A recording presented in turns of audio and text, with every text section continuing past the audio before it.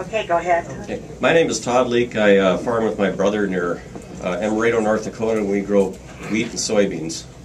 And my father was a farmer, my grandfather was a farmer, my great-grandfather, my great-great-grandfather, you get the idea. It goes back forever. For just about everybody who was a farmer, that's the same story. And the crops that we grow are the basis of our civilization from when it started. And so if anything belongs in the public domain, if anything belongs to the people of the world, it's the crops we grow for food.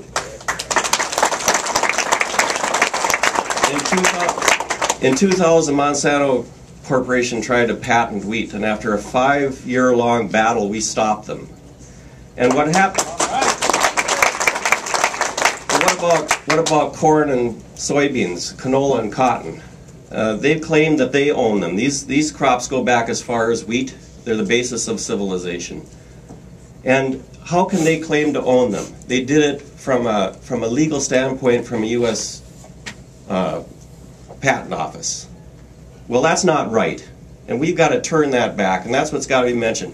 By tomorrow, we have to tell them that basically what the issue is we, through the consolidation of the seed industry and through the patent system, they claim they own it. We want to go back to the Plant Variety Protection Act.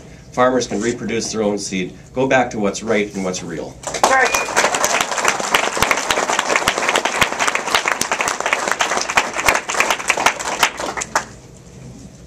I'm Jerry Harvey. I'm a Southern Iowa dairy farmer, family dairy farmer. Perfect. I'm here with some friends of mine from Southern Iowa and different parts of Iowa that are dairy farmers. What turned out to be the American dream has been the American nightmare the last 15 months. I've been in contact with Mr. Harkin's office, Mr. Grassley, Mr. Boswell's office, Farm Aid, Food for Democracy Now. You know, we're not supposed to ask why, but I'm to the point now why. There's nothing else left in us. The fight's gone. We haven't even made enough money to even pay our feed costs in the last 15 months. We borrowed up $5,000 to $6,000 a month. And my kids that work with me, you know, they're going to be gone too because we just can't keep going like this. We've been told by the USDA that we're overproducing. Over 300,000 cows have been slaughtered last year. And all I'd like to know is the truth. You know, if it's overproduction, it's not coming from us family farmers. It's not coming from us that have cut back on our feed costs and have worked hard. My grandpa, my dad, my great-grandpa, your great-grandpas have worked hard. This country was built on sweat, blood, tears from them, and the hard work from American farmers. And it was built on the backbone of American farmers, not factory farmers. Thank you. Great. Thank you so much.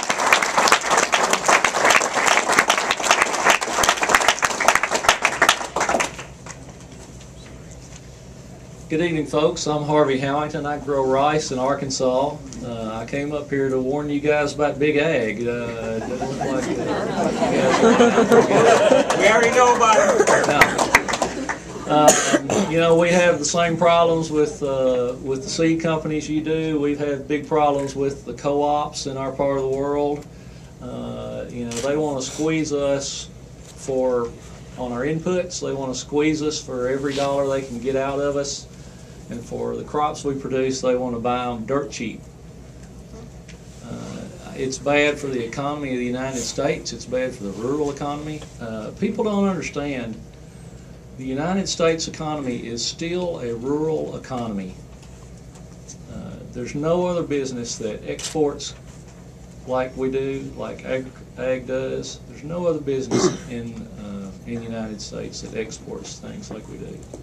The utility patents, of course, are the things that, how can you do life? How can you get a patent on life? We need to get rid of those. Thanks so much. Thanks for coming all the way up here to let us know that it's this way everywhere. Thanks for having me. Hi, I'm Joel Greeno, dairy farmer, Kendall, Wisconsin, national president of the American Raw Milk Producers Pricing Association, founder of Scenic Central Milk Producers, and I'm here tonight to be a voice for the voiceless. My parents' 29th wedding anniversary was a farm foreclosure. Their 30th anniversary, a sheriff's auction on the courthouse steps. For the New York State dairy farmer that mid-January went in his barn, shot 51 cows, and then himself. For my neighbor that's farm was stolen from him, that was owned since 1942 by his family, came to ask how to get food stamps because he'd always lived off his farm, no longer had that, and said that his Social Security of $9,000 a year couldn't feed him. This has got to end. Washington has got to step up. DOJ is our only lifeboat. They have to fix this. They have to correct it. Monsanto does not have the right to dictate the value of my life, my work, and the food I produce.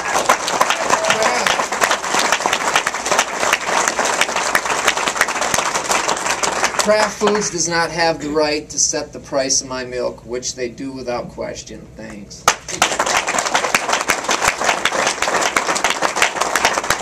Hi everybody, my name is Larry Ginner. I'm a family farmer. I live up near Marshall County. I'm a member of Iowa Citizens for Community Improvement. I want to talk about power. People power.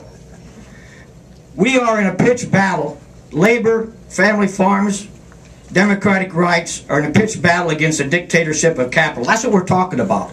Capital is running dictatorship over the people. We got to understand that this is an international struggle. Those Mexican workers coming up here are family farmers.